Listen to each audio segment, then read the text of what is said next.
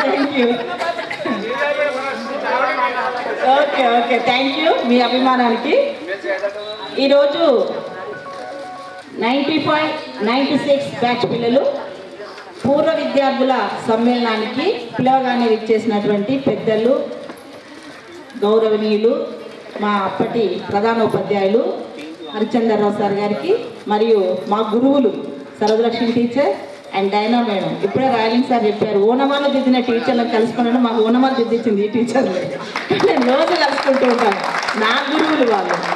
అదేవిధంగా తక్కిన నాతో పనిచేసినటువంటి ఉపాధ్యాయులందరికీ కూడా నా యొక్క నమస్కారాలు, పిల్లలకు ఆశీస్సులు. నిజంగా నాకు ఈరోజు చాలా సంతోషంగా ఉంది. పిల్లలు అంటే మేము బ్రాంచ్ స్కూల్లో పనిచేయడం మా అదృష్టంగా భావిస్తున్నాను. మీరు మా శిష్యులైనందుకు ఇంకా అదృష్టంగా భావిస్తున్నారు.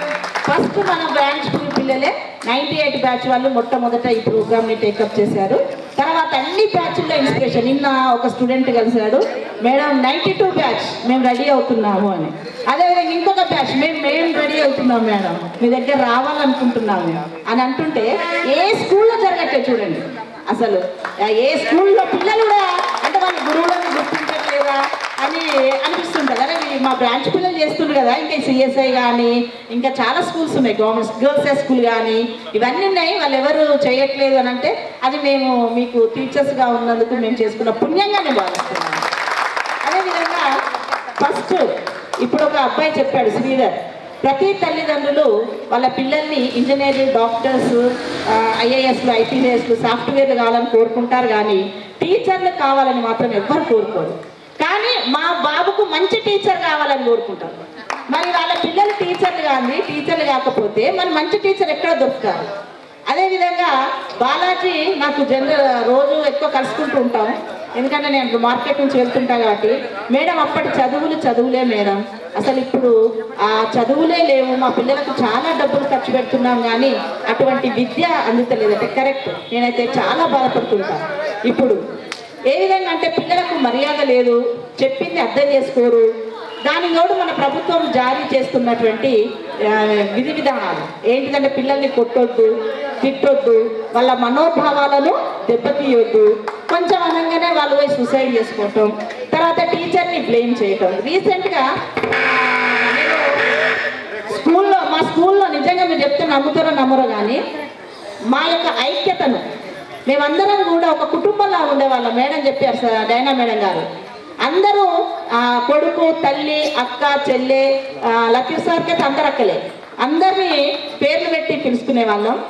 సార్ యొక్క అడ్మినిస్ట్రేషన్ని మీ యొక్క పిల్లల యొక్క ఎంత పెద్ద పిల్లలు వచ్చినప్పుడు ఫస్ట్ బ్యాచ్ అయినా కూడా ఏమాత్రం కూడా డిస్టర్బ్ చేయకుండా క్లాస్ని ఎంత మర్యాద బెదిరియగా ఇక చేసుకొని వచ్చే పిల్లలు టీచర్లను చూడగానే చేయిస్తుడు. ఇప్పుడు అట్లా కాదు. నిన్న మా హెచ్ఎం ఒక అబ్బాయిని ఎందుకు రోజు రావట్లేదని ఇట్లా వేయబోతే సార్ చేయి పట్టుకున్నాడు, ఇట్లా పట్టుకొని ఏంటి కొడుతున్నావు అని అడిగాడు. అంటే కాదురా మరి నీ గురించే కదా నేను చెప్పేదంటే చదువే అన్నిటికీ మూలం కాదు, నేను ఎట్లన్నా బతుకుతా, నాకు టీసీ అన్నాడు. స్పందైనా అరే ఏంటిది పరిస్థితి, టీసీ అంటున్నావు అని మళ్ళీ వాడిని రాకేష్ అని పిలిచి ఏందిరా నువ్వు మాట్లాడేదంటే కొట్టద్దు మేడం, నాకు చదువు ఇష్టం లేదు, నేను ఇట్లా కూలి పోతా, పత్తి పోతా, కొయ్య పోతా, ఇంకేదో చెప్తా, నేను చదువుకుంటా కానీ నేను చదువుకోది, నాకు చదువుకోమనద్దు, మా అమ్మ నన్ను బాధ పెడతా అంటే నేను వస్తానా అంటున్నాను. అదొకటి. టీచర్స్ ఇంటికి పోయి తీసుకొస్తుంటే కూడా మాకు చాలా బాధ అవుతున్నది. గురువు యొక్క విలువ మాది అక్కడే పోతున్నది. ఏమని అంటే ఇంటికి పోయేసరికి నేను ఇంకా చులకన అవుతున్నా.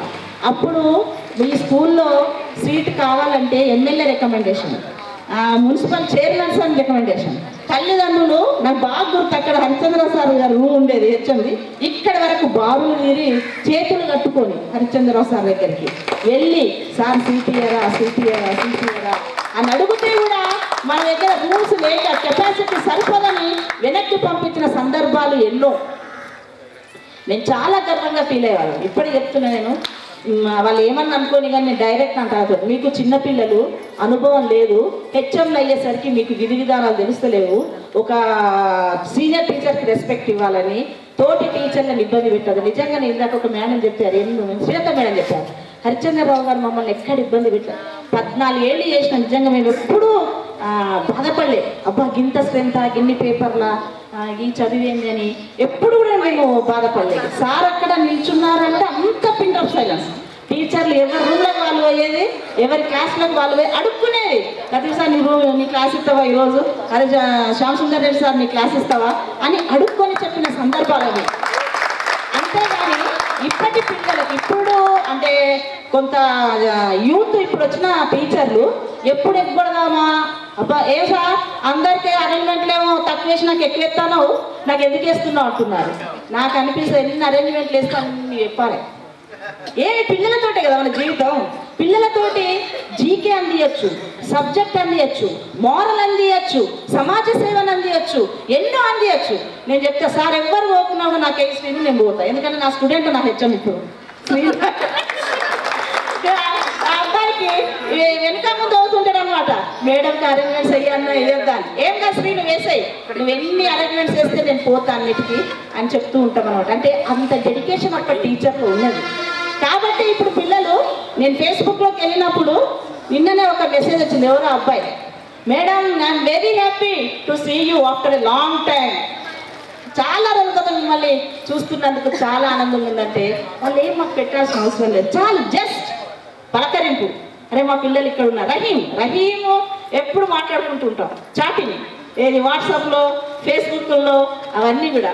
కానీ మీలో ఇంత చిన్నప్పుడు ఇంత సమాజ సేవ గురించి అంత ఇదిగా ఇన్స్పైర్ అవుతున్నారు, చెయ్యాలనే కుతూహలము ఈ అనాథాశ్రమం నడుపుతున్నారంటే నిజంగా చాలా అప్రిషియేట్ చేస్తున్నాను. కానీ నా దృష్టిలో మొట్టమొదటి సమాజ సేవ మన ఇంటిలో నుంచి స్టార్ట్ అవుతుంది.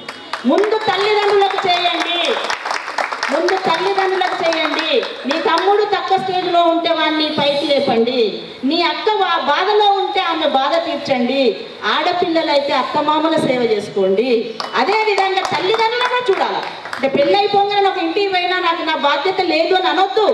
కంపల్సరీ మన తల్లిదండ్రులను మనం గౌరవించాలా, భర్త వైపు వాళ్ళని కూడా గౌరవించాలా, మగవాళ్ళు కూడా ఇటువైపు వాళ్ళని గౌరవించాలా, అటువైపు ఉంచాలా. ఆన్ ది హోల్ భార్య భర్తలు అన్యోన్యంగా ఉండాలా, అండర్స్టాండింగ్లో ఉండాలా. అప్పుడే మన కుటుంబము ఒక స్టేజ్కి వస్తుంది. ఎందుకంటే ఫ్యామిలీ కౌన్సిలింగ్ కౌన్సిలింగ్కి వెళ్ళినప్పుడు చాలా బాధ అవుతుంది.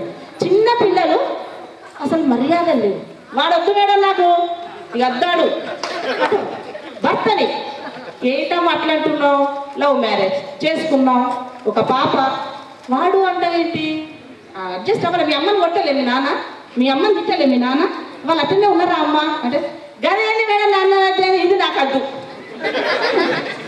అంటే పిల్లలు ఎవరు చూస్తున్నారు దాన్ని, పిల్లలు చూస్తున్నారు. పిల్లలు కూడా డిస్టర్బ్డ్ ఫ్యామిలీస్ అవుతాయి. కాబట్టి కొంచెం ఓపిక ఆడవాళ్ళకు కనుక ఉన్నట్టయితే, అంటే మగవాళ్ళకు ఉండాలా, ఆడవాళ్ళ కోపం వచ్చినప్పుడు మగవాళ్ళకు ఉండాలా, మగవాళ్ళ కోపం వచ్చినప్పుడు ఆడవాళ్ళకు ఉండాలా. మంచి గుడ్ ఫ్యామిలీస్. అదేవిధంగా సార్ హరిశ్చంద్రరావు సార్ గారు చెప్పారు, సింగిల్ ఫ్యామిలీస్ అయితే బాధ ఏంటంటే ఈ ఇళ్ళలో పోతే పిల్లలు ఎవరు ఉంటలేరు, ఇద్దరే వృద్ధులు ఉంటున్నారు. అందరూ అమెరికా, దుబాయ్, రష్యా, కెనడా గొప్పలు చెప్పుకోవడానికి. మొన్న ఎవరు చూడకపోతే అనాథాశ్రమంలో వేస్తే, ఆమె చనిపోతే అనాథాశ్రమైన ఓల్డేజ్ హోమ్ అయినా వాళ్ళ పిల్లలకి ఇన్ఫర్మేషన్ ఇస్తే, సార్ కానీయండి మేము డబ్బులు పంపిస్తాం, మేము వచ్చే పొజిషన్లో లేమంటే ఎంత బాధేస్తుందంటే, అయ్యో అంతమంది కన్నా ఒక్కసారి మీరు పురిటి నొప్పులు, ఒక్కసారి 9 నెలలు మోసినటువంటిది, ఒక్కసారి తండ్రి తన యొక్క జీవితాన్ని త్యాగం చేసి మిమ్మల్ని పెంచి పోషించి పెద్ద చేసిన విధానాన్ని మీరు ఒక్కసారి గుర్తు చేసుకుంటే మనకి ఎంత బాగోదు. మన తల్లిదండ్రుల యొక్క రుణం, వాళ్ళు వృద్ధులుగా ఉన్నప్పుడు చేసే సేవనే వాళ్ళ యొక్క రుణాన్ని తీర్చుకున్నట్టు. మనం భార్యలు కొంతమంది వద్దు అంటారు, మీరు దాన్ని ఏం చేయాలా, బ్యాలెన్స్ చేయాలి. ఎవరు భర్తలు, అంతేగాని భార్యదే వినటం కాదు. భర్త ఉన్నప్పుడు భార్య కూడా దాన్ని బ్యాలెన్స్ చేయాలి. అందరూ రోడ్ల మీద వేస్తుంటే చాలా బాధాకరం. మనం ఒకసారి మీరు వృద్ధాశ్రమంలోకి వెళ్ళి చూడండి, వాళ్ళు మీ దగ్గరకు వచ్చి చేతులు పట్టుకొని మాట్లాడండి మాట్లాడండి మాట్లాడండి అంటుంటారు వాళ్ళు మనల్ని. వాళ్ళు ఎంత బాధపడుతున్నారో ఒకసారి అర్థం చేసుకోండి. అదే మనం చేసే పాపం. ఆ పాపమే కనుక ఇప్పుడు శ్రీధర్ సార్ అన్నారు, గుళ్ళలో ఓడక్కర్లేదు, ఇల్లు కడుక్కోనక్కర్లేదు, బొట్లు బొన్నాలు పెట్టుకోనక్కర్లేదు, ఇవి చేసుకుంటే మోర్ దాన్ ఇనఫ్. మనం ఎంతో సేవ చేస్తున్నాం. కాబట్టి పిల్లలు, మీరు మీ సమాజం పట్ల మీకున్నటువంటి సమాజ సేవ పట్ల మీకున్న గౌరవాన్ని నేను చాలా అభినందిస్తూ, మీరు ఫస్ట్ మీ ఇంటి నుంచి స్టార్ట్ చేయాలని అదేవిధంగా ఉన్నత స్థానాల్లో ఉండాలని చాలామంది పిల్లలు ఉన్న స్థానంలో ఉన్నారు. అదేవిధంగా రహీం నాకు ఊరికే మెసేజ్, మేడం మీరు పొలిటికల్కి రండి, పొలిటికల్లోకి రండి అంటే నేను కూడా వద్దామని అనుకుంటున్నాను, కానీ సమయం కలిసి రావాలి. ఎందుకు అంటే ఒక చిన్న మనకి ఏది లేదనుకోండి, ఒక చిన్న పనికి నువ్వు ఎమ్మెల్యే దగ్గర పోతే 2 గంటలు నిలబెడతారు, మనల్ని నిలబెడతారు. నేను నిలబెట్టా, శిరశాసనం నిలబెట్టాడు, కానీ నేను నిలబెట్టా. ఒకసారి నేను నిలబెడతా అనుకుంటే ఒకసారి స్టూడెంట్స్ అడగండి. ప్రతిరోజు నాకు ఒక బ్యాచ్ స్టూడెంట్స్ మా ఇంట్లో 10 o'clock వరకు ఉంటారు. చెప్పడం నేను గొప్పగా, ప్రతి బ్యాచ్ 90 నుంచి 2004 వరకు ప్రతి బ్యాచ్ వచ్చింది. మొన్న రీసెంట్గా కూడా న్యూ ఇయర్ అయితే మేడం ఒక్క 5 నిమిషాలు వచ్చిపోండి, మేము అందరం గెట్ టుగెదర్ అయినా ఒక్క నిమిషం పోయి వాళ్ళతోటి థమ్స్అప్ తీసుకొని రావటం జరిగింది. అంటే ఏంటంటే నేను ఒకటే అనుకుంటా, ఏది గర్వంగా ఉండొద్దు, ప్రౌడ్గా ఫీల్ అవ్వద్దు. ఆ హోదా వచ్చింది అంటే ఒక మనకు దేవుడు ఇచ్చింది. ఇప్పుడు ఎమ్మెల్యే అంటే ప్రజలు ఇచ్చిన అవకాశం, అది ఆయనకు రాలే కదా, మనం ఓట్లు వేస్తేనే. ఇప్పుడు శ్రీధర స్వామి ప్రెసిడెంట్ అయిన ఒక పిఆర్టీ అది ఎవరు ఇచ్చిండ్రు? టీచర్లు ఇచ్చిండ్రు.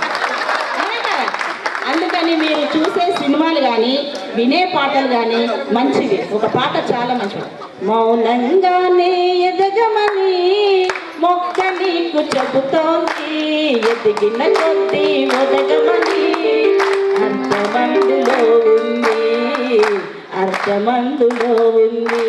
మౌనంగానే ఎదగమని మొక్క నీకు చెబుతోంది, ఎదిగిన కొద్ది ఒదగమని అర్థమందులో ఉంది, అర్థమందులో ఉంది. అపజయాలు కలిగిన చోటే గెలుపు పిలుపు వినిపిస్తుంది, ఆకులన్నీ రాలిన చోటే కొత్త చిగురు కనిపిస్తుంది. మౌనంగానే ఎదగమని మొక్క నీకు చెబుతోంది, ఎదిగిన కొద్ది ఒదగమని అర్థమందులో ఉంది, అర్థమందులో ఉంది. ఎంత ఎత్తుకెదిగినా మనం ఇదే స్టేజ్లో ఉండాలా, మార్పు రాకూడదు, అందరినీ గౌరవిస్తూ ఉండాలా. కొంతమంది మేము ఆర్థికంగా ఎదగలేదు మేడం అని రావడానికి భయపడుతుంటారు. ఏం లేదు, అక్బర్ ఉన్నాడు, అక్బర్ సాధారణ జీవితాన్ని కనిపిస్తున్నాడు. గురువు కనిపించగానే సాష్టాంగ నమస్కారం చేసినట్టు పెడుతుంటాడు, మనం చూడకపోతే పిలిచి. అదేవిధంగా తన చేతనైంది తను సేవ చేస్తూ ఉంటారు. ఏం బాధపడదు పిల్లలు, కష్టాలు నష్టాలు నిందలు అన్నీ మనకే వస్తాయి, మనుషులకే వస్తాయి. మనము వాటిని ఎదుర్కోవాలా, ఎదుర్కొన్నప్పుడే మనము మనుషులం, లేకపోతే మనం మనుషులం కాదు. కానీ మీరు ఇంత ఎండుగా ఉన్నారు కదా, ఆత్మహత్యల నివారణ అటువంటి కార్యక్రమాలు చేపట్టి అది కూడా చేసుకోకుండా చూడమని అన్ని విధాలుగా మీరు ఎదగాలని కోరుకుంటూ ఇంత మంచి అవకాశం ఇచ్చినటువంటి మీ అందరికీ ఈ బ్యాచ్కి ధన్యవాదాలు తెలుసుకుంటూ ముగిస్తున్నాను. Thank you madam. ఇంత మంచి స్పీచ్ ఇచ్చినందుకు very very thank you madam. మీరు ఇంకేదో చెప్పాలనుకున్నారు కానీ తొందరగా ముగించాలనుకుంటున్నాం. మీరు శ్రీధర్ సార్ భయపడి ఇట్లా ముగించలేమో అని బాధపడుతున్నాం. శ్రీధర్ సారు హుందాగా ఉంటారు కానీ భయపడతారు సార్. అంటే నేను రాయలింగ్ సారు శ్రీధర స్వామి క్లాస్మేట్స్, వాళ్ళిద్దరిని బనాయిస్తేనే నాకు కొంచెం తృప్తి, లేకపోతే నాకు తృప్తి ఉండదు. అయితే ఇవాళ మొట్టమొదటి మహిళా టీచర్ సావిత్రిబాయి పూలే బర్త్డే, ఇవాళ అదొక ఫంక్షన్ ఉంది కస్తూరిబా స్కూల్లో, దానికి వెళ్ళాలని కొంచెం మాట్లాడటం జరిగింది. Okay, thank you madam. తక్కువ మాట్లాడాలంటే మీరు తక్కువ బనాయించినట్టే మీ తోటి టీచర్లు. తర్వాతగా లతీఫ్ సార్ గారిని వేదికపైకి రావాల్సిందిగా కోరుకుంటున్నాం. వీరిని సన్మానించాల్సిందిగా ఎస్ శ్రీనివాస్, వేణు, వి శ్రీనివాస్, కిరణ్, నరేష్,